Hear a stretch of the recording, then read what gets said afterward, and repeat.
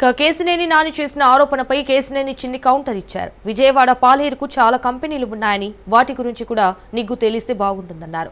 జగన్తో రాజ్ కేసిరెడ్డికి సాన్నిహిత్యం ఉందని, అందుకే రాజ్ కేసిరెడ్డిని దూరంగా పెట్టానని చెప్పారు. ఏపీలో 3,200 కోట్ల విలువైన లిక్కర్ స్కామ్ జరిగిందని, తాడేపల్లి ప్యాలెస్ లో ఉన్న వ్యక్తే సూత్రధారని ఆరోపించారు. ఆ ప్యాలెస్ లో రాజ్తో సహా నలుగురికే ఎంట్రీ అన్నారు. ఆరోపణలపై సిబిఐ విచారణకు సిద్ధమున్నట్లు చెప్పారు. మరి సిబిఐ విచారణకు జగన్ సిద్ధమా అని కేసినేని చిన్ని ప్రశ్నించారు. కేసిరెడ్డిని కలిశాను. అతనికి నాకు హైదరాబాద్లో మా కుటుంబానికి ఒక ఆస్తికి అతను నైబర్.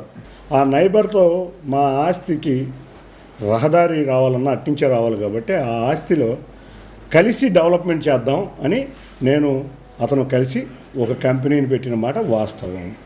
దాంట్లో 6 నెలలు ఆ కంపెనీలో ఆఖరికి ఆర్కిటెక్ట్ ఫీజుతో సహా అన్నీ ఇచ్చి డెవలప్మెంట్ ఫీజు కూడా నేను కట్టాను. కానీ 6 నెలల తర్వాత ఇతను జగన్ రెడ్డి దగ్గర చేసే విన్యాసాలు నాకు తెలిసి ఆ రోజే ఒకటే డిసైడ్ అయ్యాను. నేను తెలుగుదేశం కార్యకర్తని, కరుడుగట్టిన న్యాయకర్తని, ఇటువంటి వాడితో వ్యాపారం చేస్తే ఇబ్బంది పడతామనే విషయంతో కోట్లాది రూపాయలు ఖర్చు పెట్టిన ఆస్తిని కూడా తృణప్రాయంగా వదిలేసి ఆ రోజు నుంచి ఇవాళ వరకు ఎటువంటి ట్రాన్సాక్షన్ కాదు కదా, అతన్ని కలవటం కూడా జరగలేదు.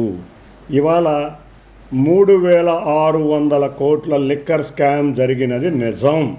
ఈ 3,600 కోట్లు లిక్కర్ స్కామ్లో భాగస్వామ్యులు ఎవరనేది అందరికీ ఇవాళ అర్థమవుతున్న పరిస్థితి.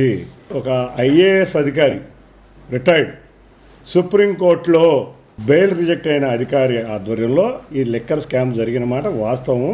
అన్ని దారులు కూడా ఇవాళ తాడేపల్లి ప్యాలెస్లోని ఆ 4వ నెంబర్ గదికే చూపిస్తున్నాయి. గత 6 సంవత్సరాలు